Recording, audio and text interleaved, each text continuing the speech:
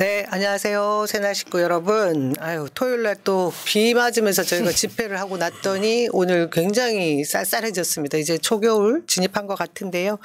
어떻게 지난 11월 15일 금요일이었죠. 이재명 대표 공직선거법 위반과 관련한 1심 선고 이후에 그 토요일 날 집회에 정말 많은 분들이 모이셨는데 비도 오고 그 장소가 이렇게 S자처럼 흰 곳이었어요. 그래서 모여있는 장면을 다 한 곳에 담기가 힘들어서 그랬지 실제로는 굉장히 많이 모이셨거든요. 그때 다들 올라오시느라 애쓰셨죠. 네. 저희는 어쨌든 지역에서 15일 날 선거 나오는 거 보고 그 이전부터 혹시나 하는 마음에 당원들이 가자라고 해서 15인승 승합차를 한 대 빌려서 올라갔습니다. 올라갔는데 사람은 많이 모였는데 진짜 앞은 끝이 안 보이는데 사람이 얼마나 모였는지를 잘 모르겠더라고요. 끝나고 또 야당들이 각자 집회하고 모여서 행진만 같이 하다 보니까 이게 전체적인 대우가 한눈에 잘 안 들어온 것 같은데 그래도 저 S자형의 그 대우를 보면서 좀 다녀온 사람으로서 위로를 받았고 네, 아유 참 그렇습니다. 부산 민주당은 아마 희망자들 모집해 가서 관광버스 네. 한 대 왔고 부산 진구각 같은 경우에는 별도로 15인승 버스를 한 대 동원해서 이제 집회 참석했더라고요. 뭐 저희 지역은 서울에 못 가는 부산 지역은 서울까지 그 전주에도 갔기 때문에 못 가는 분들은 지역에서 집회도 참석하고 또 지금 김건희 특검법 1000만인 서명운동 이것이 맞습니다. 각 지역구별로 그 바닥에서 풀뿌리에서 이걸 붐을 일으키는 것도 중요하기 때문에 그런 활동도 다들 우리 기장군 지역인에 포함해서 부산 지역인회가 다 열심히 하는 것 같더라고요. 예. 특히 불경 쪽 그 험지에 계신 분들이 정말 고군분투해 주시고 계신데 아 제발 특검법 본회의는 통과했지만 또 대통령 뻔히 거부할 거 아니에요? 참 이게 어떻게 또 되돌이표 될 텐데 또 거부하는지 지켜보자 말씀드리고 저는 요즘 그 노무현 대통령께서 부산에 선물해 주신 시민공원 앞에서 서명을 받고 있는데 요즘 16만 평 시민공원을 사무실로 쓰고 있습니다. 시민공원으로 출근했다가 시민공원에 퇴근하고 거기서 운동하고 거기서 사람 만나고 이러고 있는데 지구당 사무실 없는 원외 위원장들 저희 당원들이 우스갯소리로 앞으로 시민공원 앞에 텐트 설치하고 여기서 사무실 하면 되겠다 우스갯소리 하는데 서명을 받으면서 하여튼 여러 가지 참 재밌고 슬프고 화나는 장면들을 많이 겪고 있습니다. 아마 이게 지금 우리 국민들이 다 같이 느끼는 심정 아닐까 싶습니다. 예, 넓은 사무실 부러워야 될지 슬퍼야 될지 모르겠습니다. 예, 오늘 저희 12구 310 본격적으로 시작해 보도록 하겠습니다. 현역 국회의원들은 하지 못하는 방송, 잘 때 다시 한번 듣게 되는 방송, 재미없으면 그만하는 방송, 하지만 목표 하나만은 확실한 방송 12구 310 7회 시작하도록 하겠습니다. 다시 인사드리겠습니다. 저는 인천 미추홀구 을 지역위원장 남영희입니다. 예, 부산 기장군 지역위원장 최택용입니다. 네, 부산 진구갑 지역위원장 서은숙입니다. 반갑습니다. 저희들 뭐 오늘 방송 전에 그 주말 내내 여러분들이 황당한 판결 이재명 대표에게 가지고 있는 이 사법 테러 뭐 사법 살인이라고 얘기하죠. 미친 나라에 미친 정부에 걸맞는 미친 판결이었다. 이런 게 제 생각인데 이 얘기를 하지 않고 넘어갈 수가 없죠. 어떻게들 보셨어요? 저기 뭐 정확한 내용들은 제가 몇 가지 짚어 드릴 텐데 그 전에 이 선고 예상하셨습니까? 이 정도일 줄 모르셨죠? 어떠셨어요? 아니 대부분 의외라는 말이 많죠. 이런 워낙 일반 상식에 동떨어진 판결이고 그러다 보니까 예상하지 못했던 분들이 많았던 것 같아요. 민주당 지도부 분들도 예상 못했다는 그 뒤에 하시는 말씀을 예상을 못했던 것 같아요.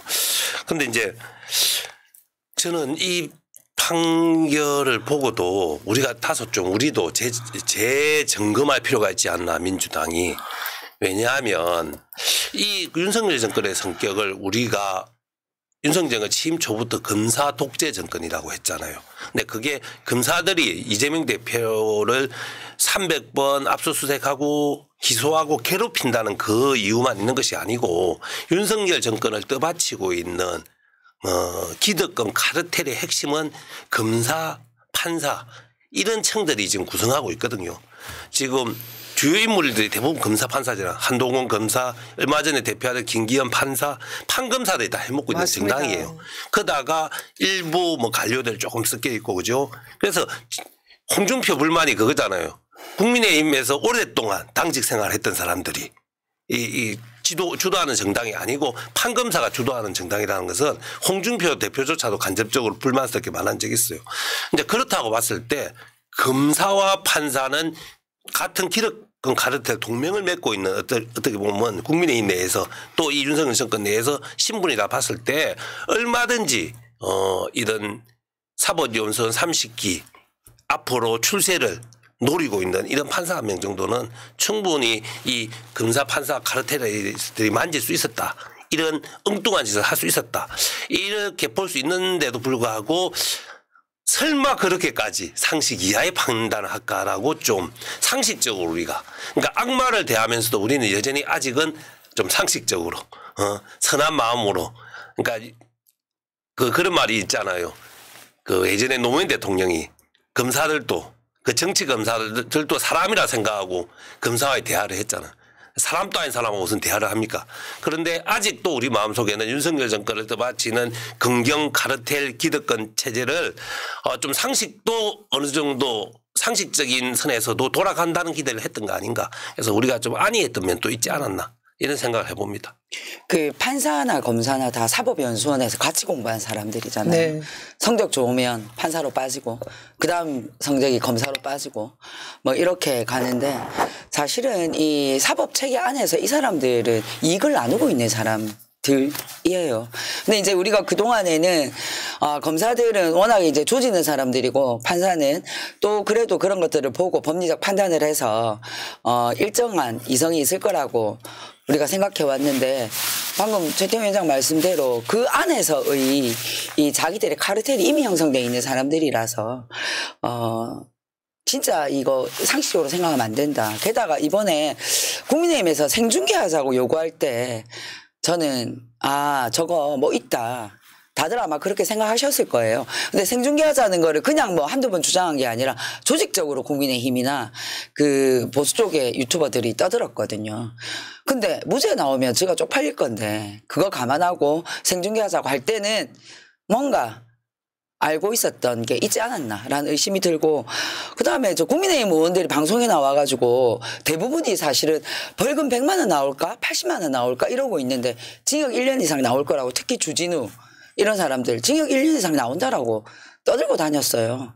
그런 것들을 봤을 때 이게 판사와 검사의 거래 의심하지 않을 수가 없고 뭐 이번 판단은 저는 분명히 이거는 판사들이 정치 노름한 거다라고 봅니다. 네, 저도 뭐 사실 머리 방망이 한 대로 꽉 맞은 듯한 느낌이었습니다. 사실 말도 안 되는 이 황당한 판결을 보고. 근데 그 전에 저희가 사법정의 특별위원회에서도 사실 이게 무죄 취지의 법리적 구성은 확실한데 그것을 전 국민들에게 더 알려나가자고 했던 취지가 이제 두 가지 측면이 있었던 거죠. 사실 이렇게 해서 여론몰이를 하는 것도 있고 사법부도 이런 합리적인 판단을 해주길 바라는 염원도 있었는데 또 한 가지는 그런 명분을 내세워주기에 그 아까 말한 그 검찰과 뭐 판사 이 카르텔에 있어서의 그 불편한 관계를 우리들이 깨주기 위해서 무죄가 될 수 있는 그런 명분이라도 제공해 주기 위해서 법리 취지를 널리 알리자 이런 것들이 있었기 때문에 기대를 했어요. 사실. 그런 노력을 했죠. 예, 그리고 여론조사라는 게 얼마나 무섭습니까? 국민의 지금 40%, 45% 이상이 이재명 대표를 차기 대선 주자 1위로 지금 선호하고 있는 입장이고 제1야당에 이 국민들이 보내주고 있는 그 많은 민심 이런 것들을 판단했을 때도 저는 이 사법부가 함부로 마음대로 어떤 정치적 판단을 할 수 없을 것이라고 생각했거든요. 근데 결론은 그렇지 않았습니다. 이들은 정말 국민을 무서워하기보다 그들 스스로의 그 검찰 그리고 사법 그 카르텔의 그 이면이 더 공고했구나 뭐 이런 생각이 들었어요. 그래서 이 법리적 해석에 대해서 많은 분들이 주말 동안 얘기를 들었겠지만 제가 한 3가지만 설명을 좀 해드릴게요. 뭐 많이들 들으셨을 겁니다. 이번에 공직선거법상 허위사실 유포에 관계되어 있는 것들이었는데 그 안에 딱 2가지가 들어가 있었죠. 이재명 성남시장 당시에 하급 직원이었던 김문기를 모른다. 이 부분에 대해서 허위사실 유포에 대해서 따졌는데 실상 이 모른다라는 것은 인식이고 뭐 이런 거에 대해서 너무 많이 얘기하니까 그래 그거 인정 무죄다. 하지만 예전에 21년 12월 23일이었어요. 한참 대선 과정에 있어서 국민의힘 박수영 의원이죠.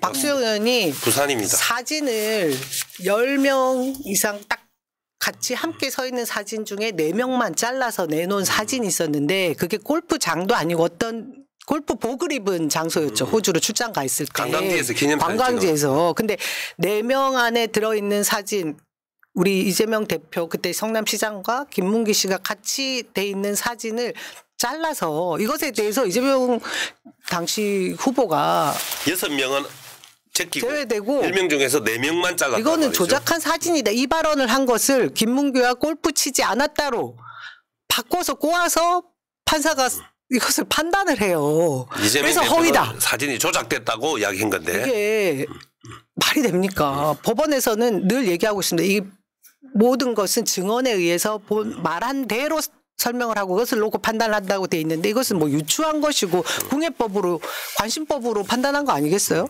이재명이 골프 치지 않았다는 주장을 하기 위해서 저 발언을 했다. 이렇게 이제 판사가 자기 멋대로 궁예 관심법을 발휘한 거죠.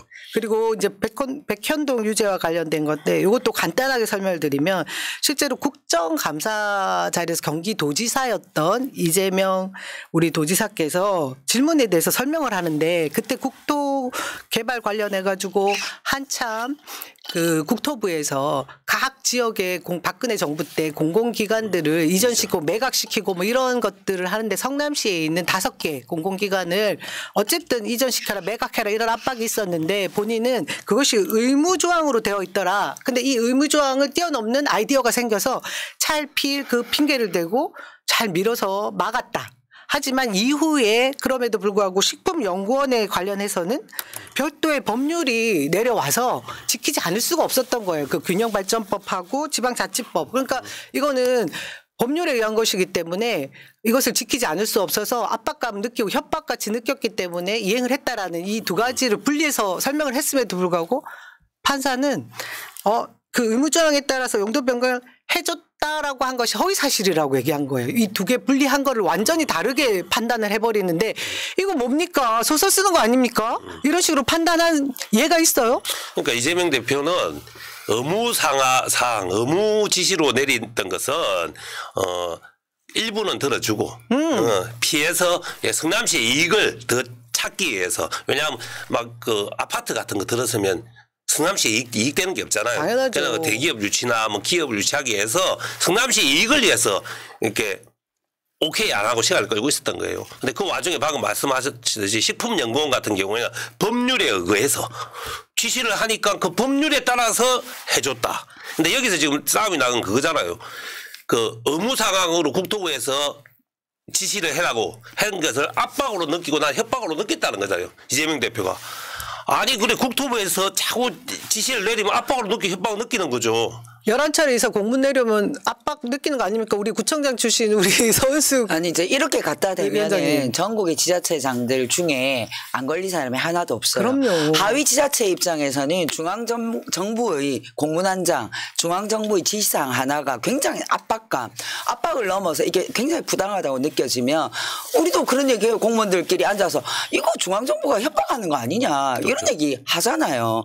그 심정을 표현한 것을 가지고 그것은 이제 허위사실이라고 얘기하는 그런 일이 거는 없었다라고 얘기하는 것은 굉장히 말도 안 되는 이야기이고 저는 지금 이 판사들이 이제 자기들도 상식적으로 생각해 보면 모든 걸 다 생각하면 이게 법리적으로 구성 요건이 안 된다는 걸 알고 있을 거라고 생각합니다. 근데 지금 윤석열 정권에 대한 국민들의 탄핵 이 분위기가 막 올라가고 있잖아요. 하지만 윤석열 정권은 검사 정권으로서 이 지금 계속 명맥을 유지하게 붙잡고 있잖아요. 이 과정에 저는 이재명 대표를 제물 삼은 거라고 생각합니다. 좋아. 윤석열 그래 문제 있지. 하지만 다음 정권은 이재명에게 못 주겠어.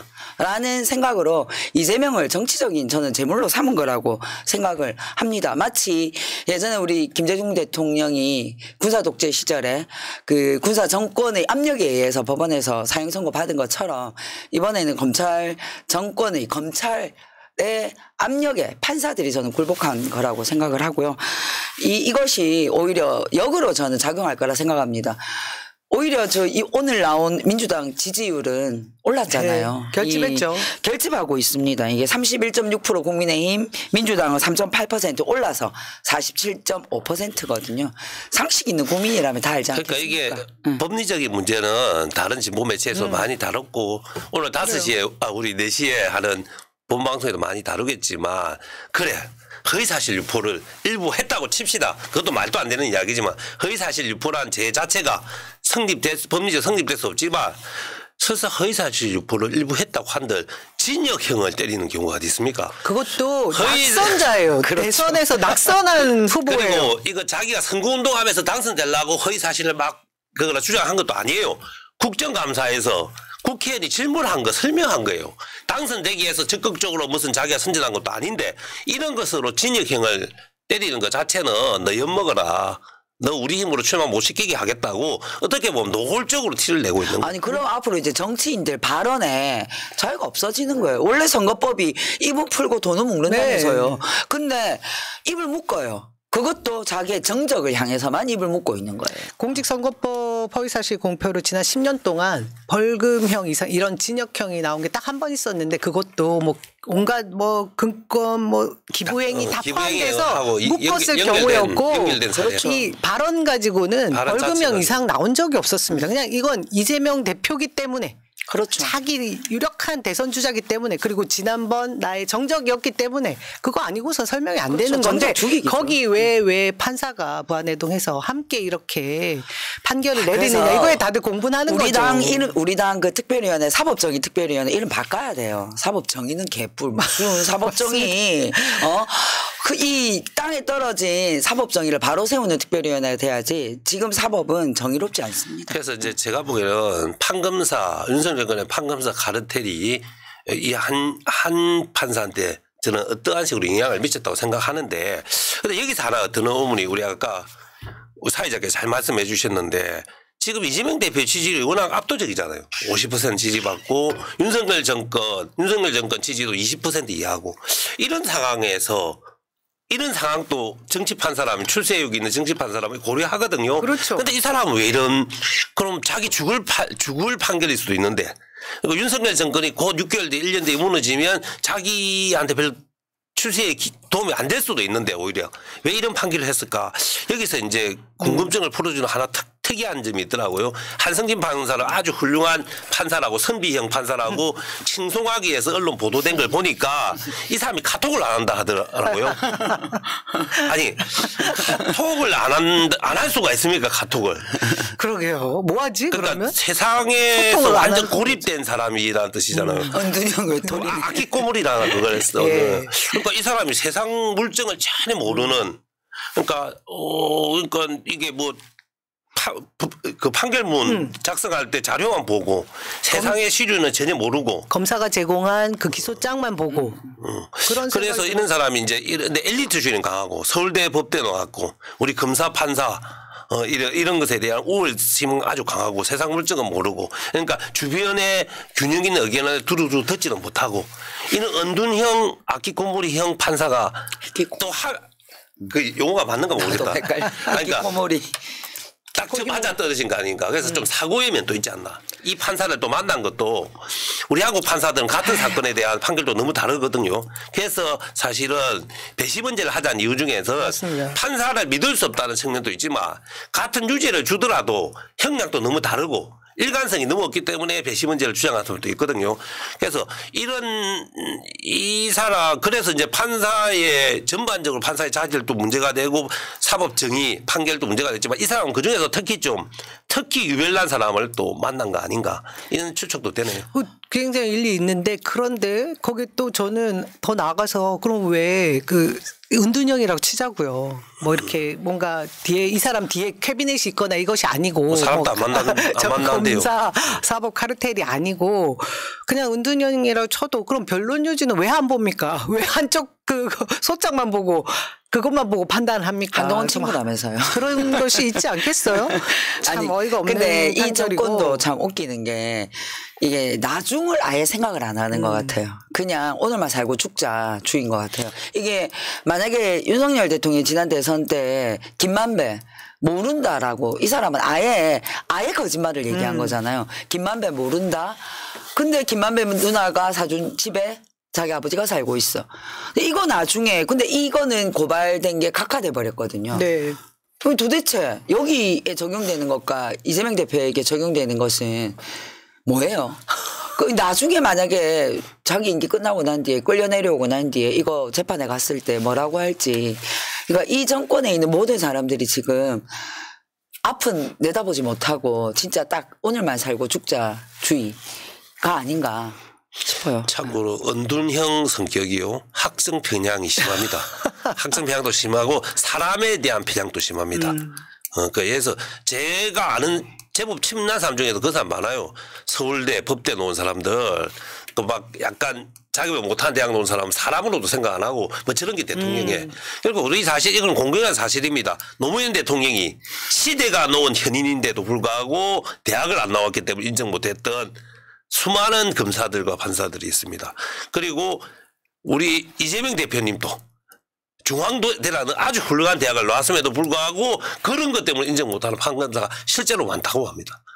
그래서 그런 엘리트 특권의식이 있는 은둔형 판사가 아닌가 저는 개인적으로 그렇게 보고는 있습니다. 아니 근데 이게 사법부가 유력한 다음 차기 대통령 지금 국민 여론조사에 1위 나오는 이 사람을 사법부가 과연 자기들이 죽일 수 있다고 생각하는 건지 이 국민의 선택이 아니라 사법부가 말도 안 되는 정치적 논리에 의해서 이 정적을 제거할 수 있다고 생각하는 건지 저는 참 진짜 어이가 없고요. 25일 날 또 하나 남아 있잖아요. 위증교사. 아직 남아 있고 그리고 이제 우리 대표님 말씀처럼 아직까지 현실의 법정은 2번이나 남아 있습니다. 그 과정을 이 국민들이 지켜보고 있다는 거를 이게 판사들이 전부 다 또라이는 아닐 거잖아요. 이 사법부 내에서도 이것에 대한 진짜 대한민국의 운명이 갈린 문제입니다. 이건 단순히 이재명이라는 한 사람의 문제가 아니라 사법체계를 무너뜨리고 민주주의를 흔드는 일이거든요. 그것에 왜 판사들이 가담하려고 하는지 저는 심각하게 이거는 앞으로 대한민국 미래를 위해서도 고민해야 된다고 물론 생각합니다. 2심 재판부가 이런 은둔형 이런 또라이 판사가 다시 안 될 가능성도 높고 대법원도 있을 거예요. 있기 때문에 충분히 2번의 현실의 재판에서 수정될 수도 있지만 그것도 안심할 수는 없는 것이 지금 윤석열 정권은 이재명만 죽이면 이재명만 제끼면 혹시 정권 재창출이 가능할지도 모른다. 오로지 희망을 거기에 가지고 있거든요. 그렇기 때문에 우리가 상상하는 이상의 긍정 인맥을 동원한 카르텔 힘이 작동될 수도 있다는 거. 그래서 이 부분에 대해서 대책도 우리 이제 민주당에서 법리적 싸움, 그러니까 국민 여론을 우리가 설득하는 것도 중요하지만 이런 장난 못하게 하는 거. 여기에 대해서도 많이 노력해야 되겠고 저는 예를 들어서 그런 거예요. 검사 판사도 이런 장난질에 포함된 것 사람까지 우리가 앞으로 조사해야 돼요. 그래서 정권이 바뀌고 나면 그래서 판검사들한테 섣부르게 이런 짓에 가담해서 그러니까 합법적이지 않은 카르텔적인 이 인맥을 동원해서 이런 일에 작당에 개입하는 사람은 또 국민의 심판 그리고 법의 심판이 있을 거라는 것도 경고해야 된다고 봅니다. 일단 뭐 1심이 너무 황당하니까 저희가 이런 얘기를 계속 하는데 2심에서 진짜 무죄로 완전히 돌려놔야 되는 거 맞고 또 어제 토요일 날 금요일 날 1심 선고 이후에 많은 분들이 위헌적 소지에 대해서 위헌 심판도 청구해야 된다. 애초에 이 그렇죠. 공소 유지가 되지 않을 그렇죠. 그 죄를 가지고 다툰 것이었다라는 얘기를 하는데 그 부분을 우리 당에서 너무 소홀히 한 게 아닌가 하는 그런 얘기도 들리더라고요. 공소장 처음에 바꿀 때 말도 안 그때 되는 상황이었다. 대응했어야죠. 그 대응을 판결을 보고 그런 말씀도 하시니까 당에서 그것까지도 대응을 할 것이다라는 생각이 들고 중요한 거는 말씀하셨듯이 저희가 이제 정치를 다 사법화시키면 국민들의 그 투표가 무용지물이 되는 그렇죠. 거예요. 맞아요. 완전히 뭐 무력화되는 거예요. 그럼 이런 지점에서 저는 국민의힘도 무섭게 봐야 된다. 이거 그냥 자기들 지금 단발성으로 신난다. 우리 정적이 이제 한 명 제거되면 너무 쉬운 다음 대선 상대 앞으로 없을 거고 우리가 쉬운 상대들하고 또 크게 안 싸워도 된다 이런 생각으로 들떠있을 때가 아니다. 그렇지 않습니까? 계속해서 검찰에 의해서 또 사법부에 의해서 정치인 한 명이 입만 잘못 뻐끔했다고 해서 그 사람의 생명이 다 단축되거나 끊긴다고 하면 이제 앞으로 정치가 가능해지겠습니까? 국민의 민의가 서겠어요? 그래서 이제 지금 현재처럼 판검사가 힘이 센 나라가 지속되면 대통령 선거 투표 결과가 중요한 게 아니에요. 검사 판사들이 판결로 통해서 얼마나 사후 보증하고 죽일 수 있는 거죠. 그러니까 이건 이제 그런 차원에서 정치가 완전히 사라진다. 그런 차원에서 국민의힘 또 정신 차리라는 그러니까요. 말씀인데 근데 국민의힘을 이번에 의심할 수밖에 없는 두 가지 큰 포인트가 있죠. 네. 한동훈하고 주진우 그 윤석열 고봉 주진우 국회의원과 한동훈이 분명히 그랬죠. 판결 내리기 전에 생중계 하자고 그랬잖아요. 근데 저는 생각해 봤어요. 생중계를 했는데 이재명을 완전 무죄다. 상식적인 판결이 나오면 자기들이 생중계하자 생중계를 많이 했는데 판사가 무죄다 이러는 순간 자기들은 더 곤란해지잖아요. 그렇죠. 더 망신하잖아요. 그렇기 때문에 판결이 이렇게 나올 거라는 것을 알고 있었다는 의심을 할 수밖에 없는 거예요. 무죄 나오면 자기들이 더 곤란한데 왜 생중계를 주장했을까. 또 하나 판결 나오고 있죠. 하루 만에. 늦은 데는 이틀 만에. 서울은 안 그랬어요. 부산은요. 현수막이 다 붙었어요. 현수막이 싹 붙었어요. 이재명 아웃, 뭐 이재명 유죄, 뭐 이런 거 가지고 시당 차원에서 부산은 국민의 시당 차원에서 붙이고 쫙 마치 준비해뒀던 준비한 것처럼. 그래서 이 사람들은 윤석열, 김건희 국정농단 문제가 명태균 사태 이런 것조차도 이재명 유죄 요건으로 해서 정치적으로 뒤집으려고 했던 거고 이 판사가 이러한 판결 내린 것을 제법 믿을 수 있는 정보를 통해서 알고 있었던 거 아닌가. 그리고 이제 저는 뭐 그건 확인 못해서 한동훈하고 이 판사하고 뭐 상당히 가까운 사이라는 좀 소문은 있죠. 그건 뒤에 드러나겠죠. 같은 한시라 그런 건가요? 집안인가요? 저는 뭐 아무튼 예, 저는 국민의힘 의원들도 언제까지 이 법기술자들의 노예로 살 것인지에 대해서 지금쯤이면 좀 자각을 해야 된다. 그렇지 않으면 저희가 브라질에서 그 룰라 대통령 때 위기의 민주주의를 다시 저희 우리나라에서 그것을 다시 재현하게 될지도 모른다는 그런 불안감이 연습하지 않습니까? 생각 있는 사람들이면 김건희 특검법 동의해야 될 것 같고 이제 다시 재부의했을 때 통과해 줄 수 있는 그런 생각을 가져야 되지 않을까 하는 생각이 들고요. 이제 위증교사 관련해서 25일 날 선고가 있는데 많은 분들이 뭐 공직선거법 위반 관련해서 이 중형이 떨어진 것 때문에 긴장하고 계시겠지만 지금 우리 내부는 더 결속하고 있고 뭐 언론에서나 민주당의 뭐 차기 누구 뭐 이제 뭐 등장한다는 식의 분란을 일으키는 얼마나 그런 기사를 쓰고 펜대를 싶겠어요. 놀리고 있죠. 하지만 이재명 대표님 말씀하셨잖아요. 그날 그 88 살아서 이재명 여기 다시 왔다. 이재명 죽지 않는다. 민주주의도 죽지 않는다. 그 말씀하셨습니다. 룰라 이야기하니까 재미있는 통계가 나왔네요.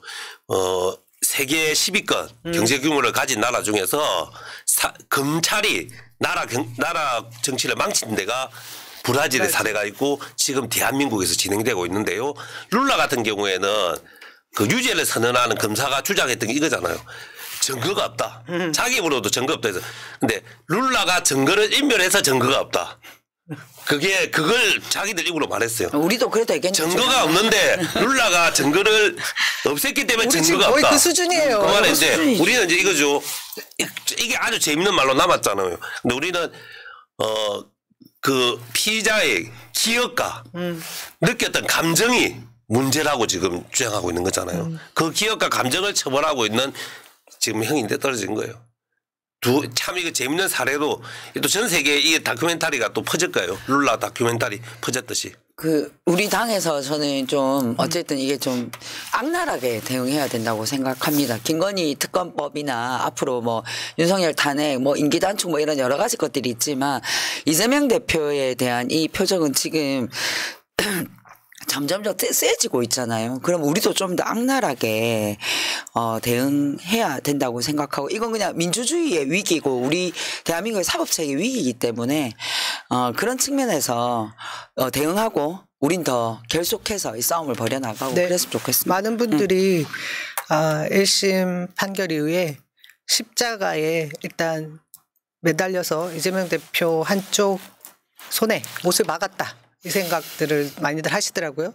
위증교사 25일 날 또 1심 선고는 어떤 식으로 나올지 저희가 두 눈 부릅뜨고 또 한 번 대못을 박는다고 하면 그땐 더 민심에 그 기름을 붓는 그런 상황들을 일으켜서 더 결속하고 더 크게 싸울 그런 생각들을 하게 될 거란 말씀 드리겠습니다.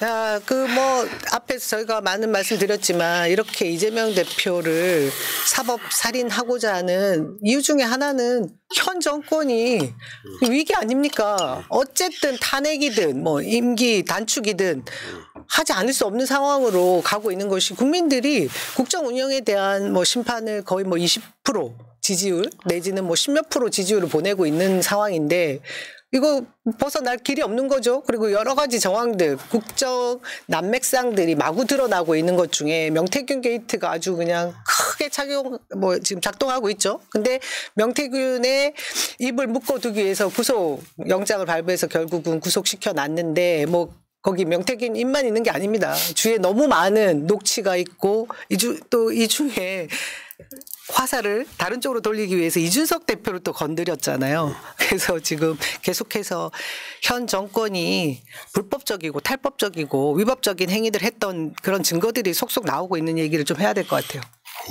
어쨌든 압도적 대선 주자 1등인 이재명 대표를 사법 카르텔이 이런 방식으로 죽일 수 있는가 현실적으로. 네.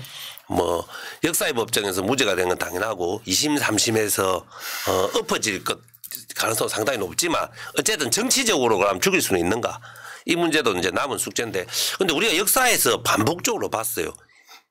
김대중 대통령이 그러니까 도저히 누구도 넘볼 수 없는 우리 민주주의 지도자가 된 거는 사형 선고를 받아서 그런 겁니다. 네. 전두환 정권이 김대중 야권의 지도자한테 사형 선고를 내렸어요. 그런데 그것이 계기가 되어서 80년 강주 사태가 벌어졌다 봐야 되고요. 김영삼 예전에 당대표는 뭘 받았습니까? 국회에서 국회의원 제명을 당했죠. 네. 그런 이 두 사람이 그런 일을 겪고 나는데 어떻게 됐습니까? 대통령 되셨죠. 두 사람이 두 분 중에 한 분만 될 거라 봤는데 두 사람 다 되더라고요. 네. 그러니까 국가 폭력을 가지고 국민과 함께하는 국민에게 지지받는 사람을 억지로 죽이면 절대 죽지 않더라고요. 나는 김대중, 김영삼 둘 중에 한 분만 되고 그다음 세대로 넘어갈 거라고도 그때 봤는데 젊은 시절에 결국 그렇게 국가 폭력에서 큰 피해를 봐놓으니까 차례로 두 사람 다 되더라고요. 그래서 이런 식의 방식은 절대 성공할 수 없다. 그런데 이 사람들은 왜 이러냐. 국가 폭력. 국가의 폭력을 동원해서 자기 권력을 유지하고 있는 사람은 이런 유혹을 떨칠 수가 없나 봐요. 그래서 본질적으로 윤석열 정권은 군인들이 총칼 들고 있는 것처럼 검경을 동원한 사법적 힘을 가지고 있기 때문에 이재명을 그러니까 군인들이 총을 쏴서 정적을 제거하듯이 이재명을 한테 사법적 칼을 꼽아서 유죄를 만들어서 범죄자를 만들어서 죽이는 방식밖에 생각할 수가 없는 거예요. 본능적인 판단이었다고 봅니다. 그런데 우리 역사에서 이미 검증됐잖아요. 김대중 대통령, 김영삼 대통령 절대 성공할 수 없습니다. 명태균 게이트 얘기를 하자고 시작한 것이 그 얘기가 그 말씀 아까 이제 저희가 정리하는 내용이 오늘 당에서 명태균 관련한 녹취록이 또 터져 나왔죠. 두 개가 나왔는데 그 얘기 중에 저는 참 재미있는 얘기가 여러 가지 얘기가 있었는데 명태균이 어쨌든 자기가 힘을 써서 박완수 경남도지사 공천도 받아내고 또 윤석열을 바보로 만들면서 김건희 어떻게 소통했는지 이런 얘기를 했는데 거기서 그런 얘기 하잖아요. 윤석열이는 마누라 때문에 대통령이 됐어. 이 얘기하고 자기 입으로도 얘기하더라고요. 대통령은 좋은 사람 뽑는 게 아니고 잘할 사람을 뽑아야 되는데 저거 저래가 되겠어. 이런 얘기를 하는 거 보고서 와 저는 이 장면에서 완전히 진짜 너무 재밌었거든요. 이 지금 도대체 명태균이 뭐 한 거야 도대체 지난 대선 때. 지난 대선 이후 대선 과정에서 국민의힘 당대표를 뽑는 과정까지 도대체 이 사람이 윤석열 김건희 사이에서 이준석 김종인과 한패가 되어서 뭘 한 거야 도대체? 이게 지난 국민의힘 대통령 후보도 자기들이 개입해서 어쩌면 결과를 바꿔놓았을 수도 있는 것이고 결론은 그렇게 해서 대통령 선거에 본선 선거까지도 영향을 미친 거 아니에요. 대한민국의 미래까지도 자기들이 손을 댄 건데 근데 이렇게 지금 녹취록들이 막 우죽순으로 나오고 있는데 이 와중에 대통령 골프를 치고 다니잖아요. 그러면 저는 이 윤석열 정권 김건희 국민의힘 이 사람들이 지금 검찰을 너무 믿는다. 검찰공화국이 거의 뭐 군부 독재 때 총칼 휘두르는 것처럼 검찰을 너무 믿고 있다. 그러니 지금 김영선하고 명태균도 구속된 죄목이 정치자금법이잖아요. 지금 우리가 이재명 대표에게 가해지는 이 사법적인 이 탄압도 있지만 지금 자기들의 유리한 조건을 만들기 위해서 이 검찰과 사법을 활용하는 이것들을 봤을 때 이 정권은 정말로 검찰 정권이고 검찰을만을 믿고 있는 정권이다라는 게 보이는 것 같아요. 명태균이 한 말 그 부분이 참 재밌더라고요. 방금 하나 소개했잖아요. 장님무사다. 네. 근데 윤석열은 장님무사고 김건희한테 말한 게 더 재밌더라고요. 안진뱅이 주술사. 눈이 좋은 안진뱅이네. 그렇죠. 안진뱅이라고 눈이 좋다 했잖아요. 그러니까 장님무사는 눈이 아예 없잖아요. 칼만 휘두르는데 김건희가 눈이 좋으니까 김건희가 이렇게 보면서 휘둘러라고 시키는 대로 휘두른다 이 말이잖아요. 근데 이제 한 가지 착각인 거는 정확하게 팩트까지 말하면 윤석열 아예 눈이 없는 사람이고 사람 보는 눈이 아예 없고 김건희는 눈이 대충 좋죠. 대충 좋으니까 자기 같은 사람을 이제 선택하고 한 거죠. 근데 여기서 명태균이 말하자고 하는 건 저는 이 지점이라 생각해요. 어차피 윤석열 혼자로는 아무것도 못하는 거예요. 김건희하고 윤석열은 같이 그러니까 안전뱅이와 장님무사가 한 몸으로서 이 정권을 헤쳐나갈 수밖에 없고 절대 윤석열은 김건희를 버릴 수 없다는 거. 이것을 이 비유에서 저는 그대로 느껴졌다고 생각합니다. 그래서 지금 명태균, 김건희, 윤석열 이 게이트가 막아칠 수 없는 것 중에 하나가 정말 말씀하신 대로 이 대선 전에 너무 많은 일들이 있었던 거예요. 그중에 지금 우리가 트리거로 삼을 수 있는 것이 대통령이 결국은 여론 조작에 의해서 후보가 된 것은 아닌가 하는 첫 번째가 있고 두 번째는 이후에 당선되고 당선자 신분일 당시에 공천 개입을 한 것이 아닌가. 그 나오는 부분 아니에요. 김영선 그 국회의원 보궐선거 그것뿐만 아니라 지방선거가 바로 우리 대선 이후에 곧바로 3개월 이후에 있었던 지방선거의 그 공천에 어떻게 개입을 했는가 하는 부분인데 명태균이 대선 경선 때부터 여론 조작 등으로 공을 세우면서 그때 쓴 돈을 이후에 그 지방선거에 나올 예비주자들에게 돈을 받습니다. 1억 2천 정도. 지금 이제 그 영상하고 그런 진술 내용들이 검찰에 의해서 지금 다 나오거든요. 그럼 이것이 돈의 흐름과 연결이 되어서 이 자금까지 여론조작 그 조사 비용까지 연결이 되고 강혜경 씨의 진술이 맞아 떨어지는 부분들이 있어요. 아무리 부인을 해도. 그럼 결국 이것이 대선에 어떻게 작용했는가까지 조사하게 되면 거기까지 지금 조사가 될지 안 될지는 모르겠지만 검찰이 대선 과정의 여론조사까지 비용과 공천 대가까지가 연결이 되면 이것은 빼박 탄핵 증거라는 겁니다. 그건 맞는데 국민들은 지금 다 알고 있어요. 방금 말씀하신 그 내용을 강혜경 씨의 진술이 하나도 틀리지 않았다는 게 지금 이후에 나오는 녹취록이나 이런 걸로 증거들이 입증이 되고 있잖아요. 내가 검찰이라고 본다면 국민들이 검찰의 눈으로 보면 다 입증되잖아요. 근데 검찰은 지금 이거를 일정한 선에서 다 끊어버리려고 하고 있잖아요. 오늘 봉지욱 기자도 그 얘기 했더라고. 창원에서 지금 조사하고 있는 내용들을 보면 거의 이제 구린내가 난다 이렇게 얘기하는데 검찰이 거기까지 안 갈 거라고 보고 윤석열은 그걸 믿고 있을 거라는 거죠. 네. 그러니까 우리가 한번 정리해 볼 필요가 있는데 명태균 게이트는 크게 세 가지 게이트의 문이 있습니다. 첫 번째는 공천 게이트. 그죠? 김영선. 확실한 건 김영선. 그리고 명태균은 이야기하고 박완수, 김진태. 그리고 김진태. 그리고 지금 또 이준석까지 간접 증언하고 있는 건 포항시장. 예. 이거는 윤석열 대통령이 직접 압력을 했다는 거잖아요. 포항시장, 이강덕 포항시장 공천에 둘러싼 문제. 그리고 김태호 강서구청장. 이렇게 하면 지금 6개인가요? 이거는 거의 지금 다 드러나고 있어요. 물론 증거, 사법적 증거는 찾아야 되겠지만. 그래서 요게 한 큰 틀이 있고요. 저는 훨씬 더 많다고 생각해요. 이준석이 그런 말 했잖아요. 10명 가까이 된다고 이준석이 아직 자기는 뭔가 나를 검찰이 내 조사하고 싶으면 얼마든지 해라. 내가 궁금하면 말해줄게. 날 건드리지 마라. 큰 소리 치고 있는 거죠. 요 게이트가 하나 있고요. 인물대로 있다. 이런 식으로 설명을 했어요. 그래서 제가 이준석을 계속 감시해야 된다고 이야기했듯이 이준석 입에서 나올 게 많다고 생각해요. 두 번째가 국정농단 게이트잖아요. 그러니까 창은 산당 같은 거. 청와대 이전. 예. 그러니까 이 국정농단에 명태균만 포함된 건 알겠지만 많이 있잖아요. 국정농단 게이트. 지금 오늘이가 어제 나왔죠. 창원공단의 명태균 인척이 몇천 평 땅 샀다는 거 나왔죠 벌써. 그러니까 국정농단 게이트도 상당히 아직 많이 남아있어요. 맞아요. 창원공단 손댔는데 그만 손댔겠어요. 저는 더 있다고 보고요. 세 번째는 그런데 지금 거의 안 드러난 게 방금 두 분도 말씀 좀 하셨지만 자료도 준비되어 있을 것 같은데 국민의힘 대통령 후보 경선이 과연 정상적인 경선이었는가. 과연 국민의힘 내부에서 국민의힘 대통령 후보를 뽑는데 그게 정책의 정상적인 방법으로 선출됐는가.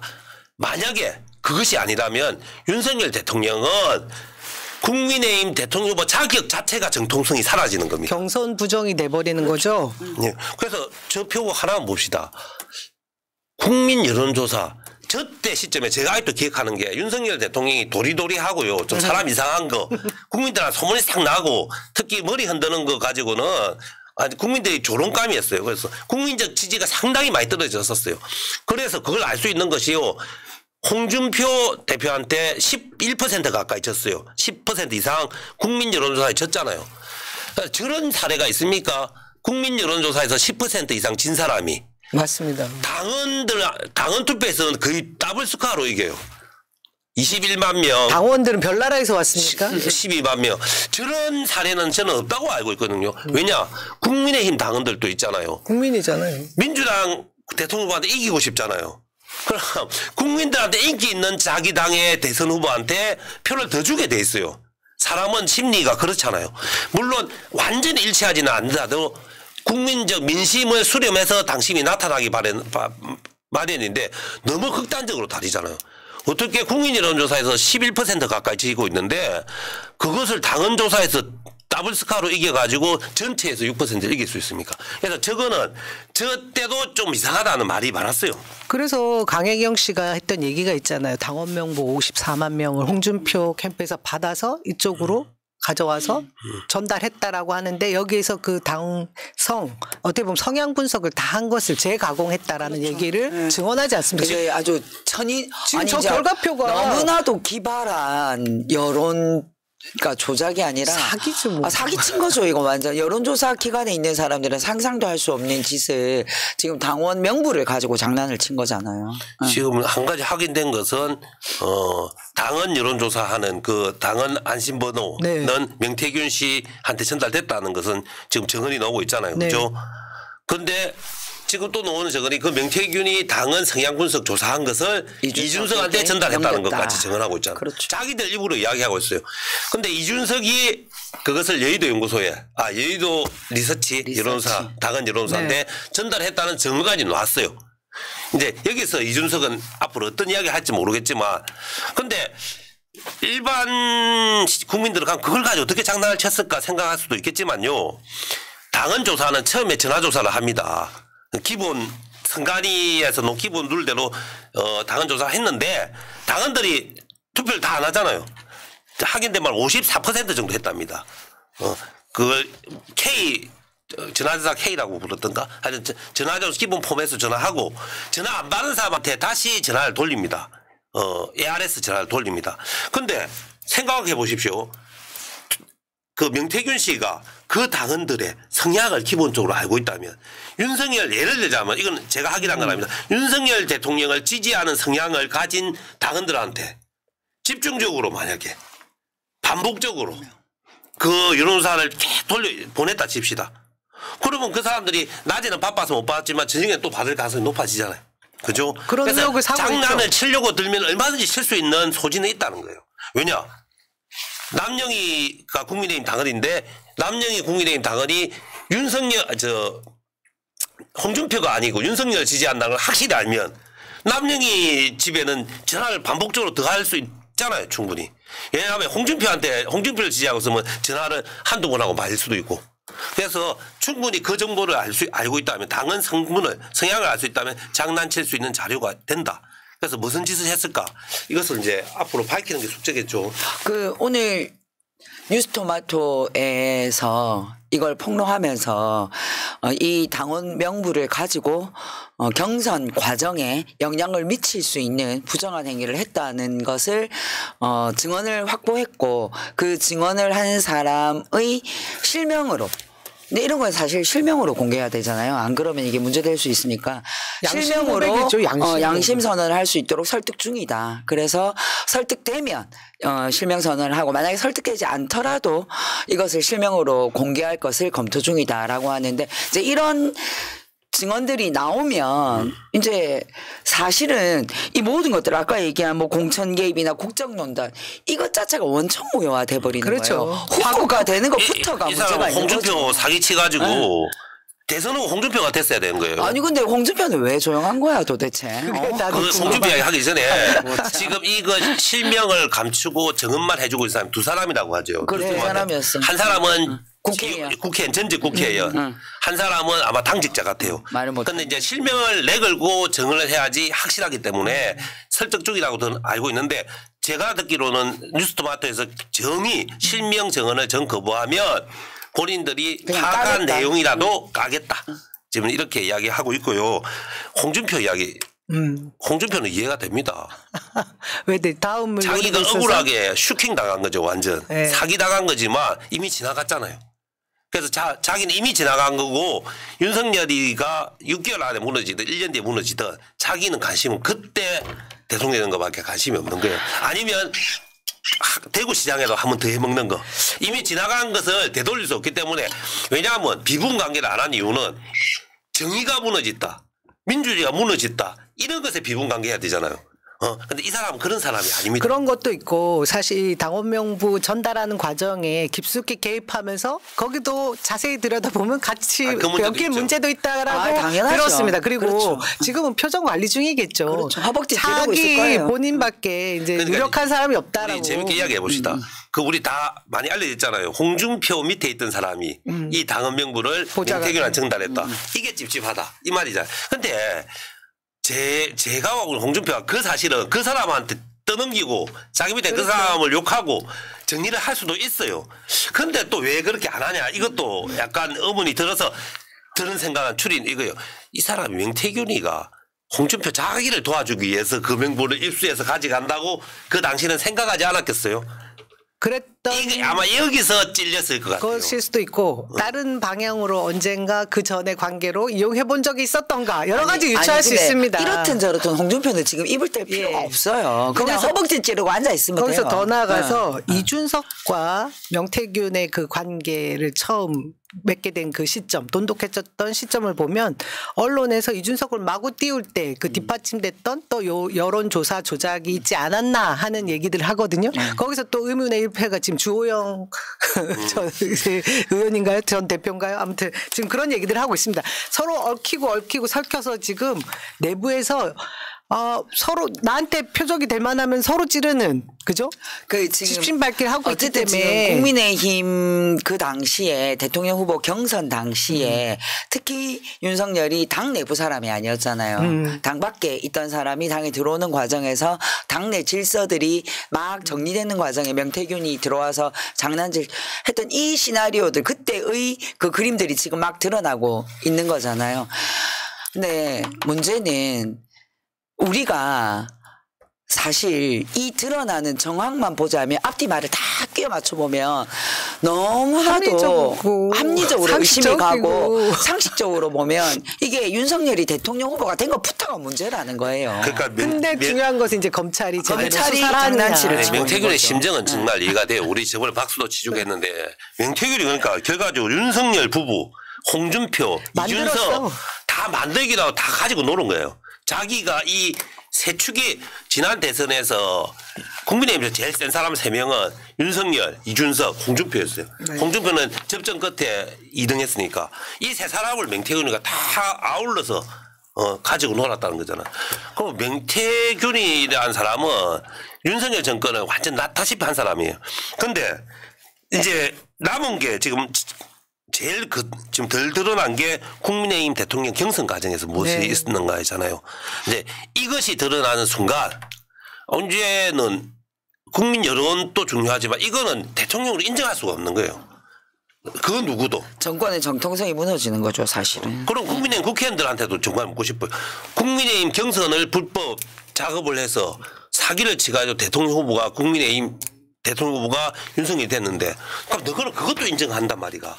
이 질문을 해야 될 시기가 이제 진짜 다가오고 있습니다. 이것을 검찰 수사로 뭐 이렇게 밝혀내지 못하면 또다시 이런 일을 만들 수 있다는 게 되는 거거든요. 아니 이렇게 상황이 난장판이 되니 대통령이 얼마나 마음이 복잡하겠어요. 골프 치러 골프 갔다고? 치러 가는 거지. 그거였구나. 이거 그래프 가져오셨더라고요. 네.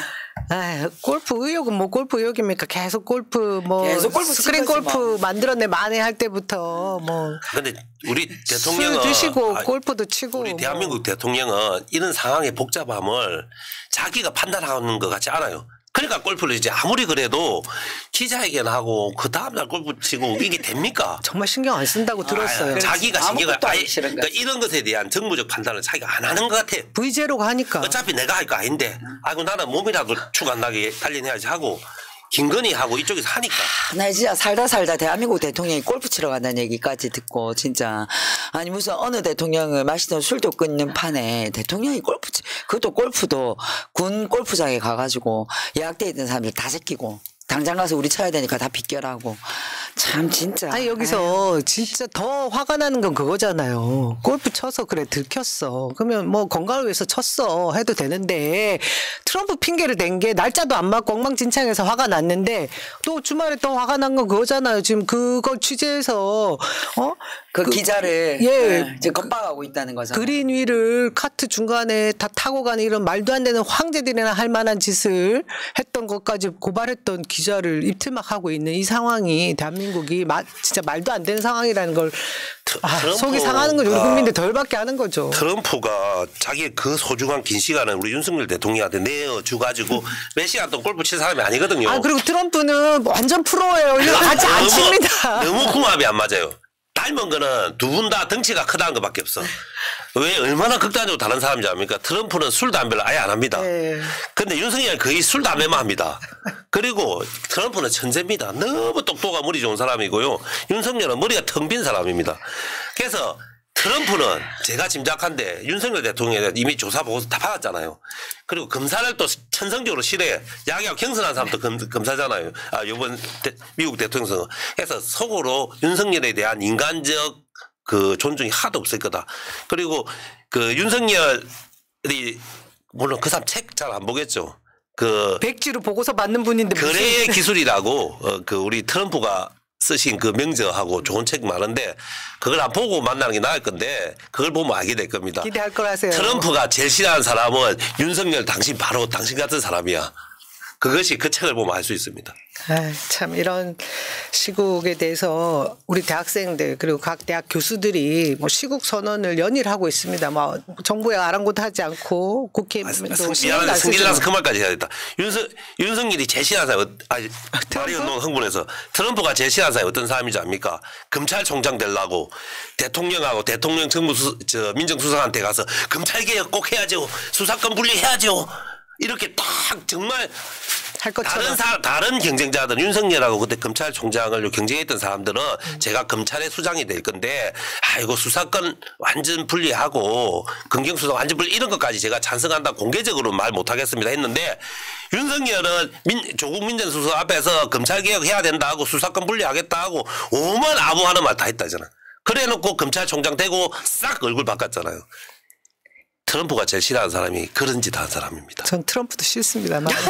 최소한 맞습니다. 예. 트럼프가 그런 사람 싫어합니다. 트럼프는 앞뒤가 바뀌질 않잖아요. 아니 트럼프는 괜히 윤석열이 자기 만나려고 골프 연습했다는 것 때문에 의문의 1패를 당한 거고 그냥 대통령은 골프를 치고 싶었기 때문에 골프를 친 건데 골프 친 그렇죠. 시기도 보면 저기 호텔에 화재 나고 침수 피해 발생하고 오물풍선 날라오고 이러고 있는데 대통령은 가가지고 기자회견 마치고 가서 골프 치고 이러고 앉아 있는 거 보면 뭐 이미 우리가 알고 있는 사실이긴 하지만 국민들이 열받는 건 이런 거예요. 우리가 알고 있었던 것이긴 하지만 당신이 그런 사람이라는 걸.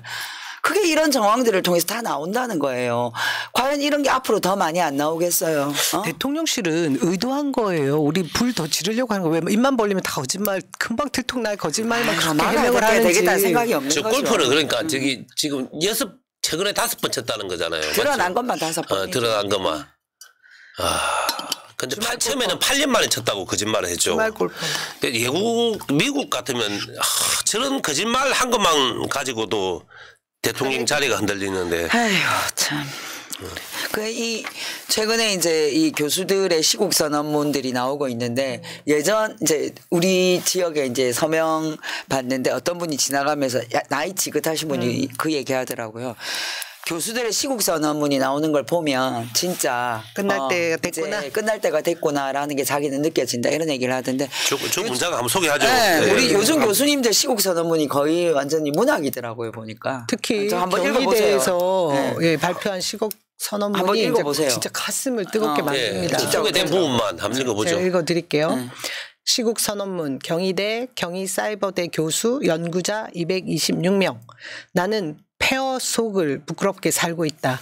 나는 이태원 참사 이후 첫 강의에서 출석을 부르다가 대답 없는 이름 앞에서 어떤 표정을 지을지 알지 못했다.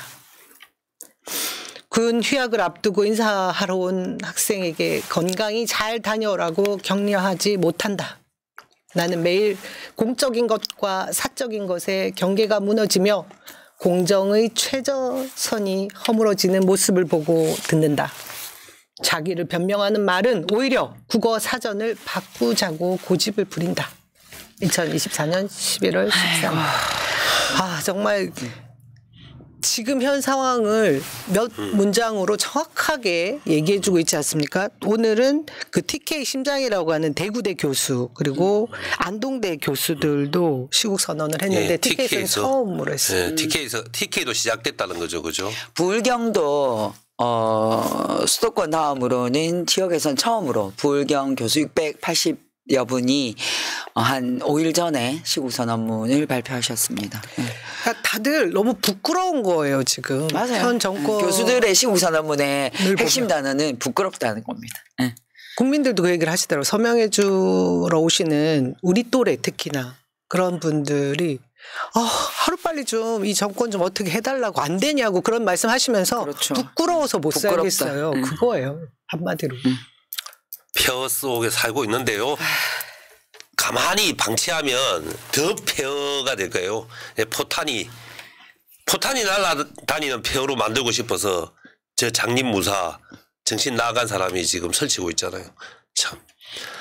근데 제가 볼 때 이 현 정권이 생각대로 의도한 대로 잘 된 것이 없는데 특히 이 전쟁에 대한 두려움들을 굉장히 많은 분들 우려하고 계셨고 계엄에 대한 얘기도 계속 했었잖아요. 어떻게 보면 참 다행인지 불행인지 모르지만 트럼프가 당선되는 바람에 그 부분에 있어서 실패할 거다. 트럼프를 평가하지 말라니까요. 그러니까요. 우리 트럼프 대통령님을 우리 대한민국에 도움되게 우리가 잘 손잡고 모시고 함께 가면 되는 거예요. 네, 다행인지 불행인지 아무튼 그 지점에 있어서는 조금 마음이 놓이는 부분이 없지 않아 있습니다. 빨리 우크라이나 러시아 전쟁 종결시켜주기를 트럼프에게 바랄 수밖에 없는 상황이 됐지 않습니까? 아무튼 대통령 부부, 김건희, 윤건희 정권이라고 얘기합니다. 이들의 행각 때문에 많은 국민들이 속을 끓고 있는데 그 정권의 그 실정들을 덮기 위해서 이재명 대표를 볼모로 잡고 있는 이 상황. 이제 25일 되면 또 한 번 저희에게 또 대못을 박는 일이 생길 것 같다는 그 각오들을 단단히 하셔야 될 것 같고요. 그런 지점에서 오늘 한동훈이 또 실언을 했습니다. 한동훈 대표가 자랑 삼아서 검수완박에 있어서의 그 불법적 시행령을 자기가 검수원복으로 고친 것이 위증교사를 수사했기 때문에 이재명 대표를 보낼 수 있다는 취지의 발언을 했습니다. 근데 이것은 엄연히 불법 시행령 개정이었기 때문에 국회를 무시하는 그런 부분을 본인이 했다라고 자백한 것이었습니다. 이후에 법정에서 이 부분도 따져 물어야 되겠다는 생각이 드네요. 저 한동훈은 국민의힘의 사이드 메뉴입니다. 윤석열 정권에. 그래서 중요한 사람은 아니지만 따져야죠.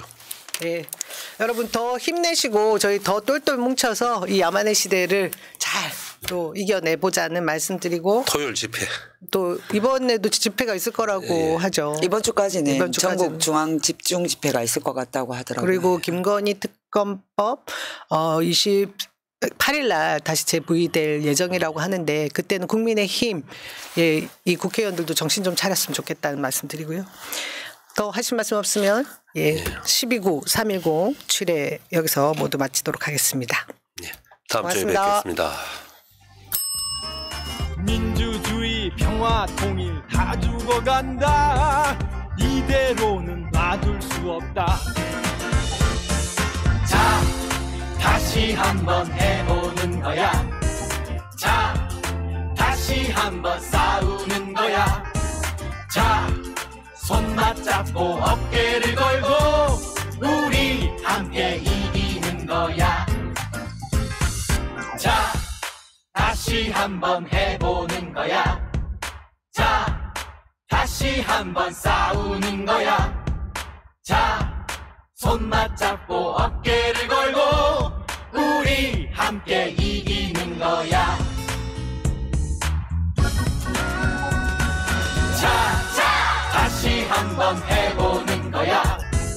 자, 다시 한번 싸우는 거야. 자, 손 맞잡고 어깨를 걸고 우리 함께 이기는 거야. 자, 다시 한번 해보는 거야. 자, 다시 한번 싸우는 거야. 자, 손 맞잡고 어깨를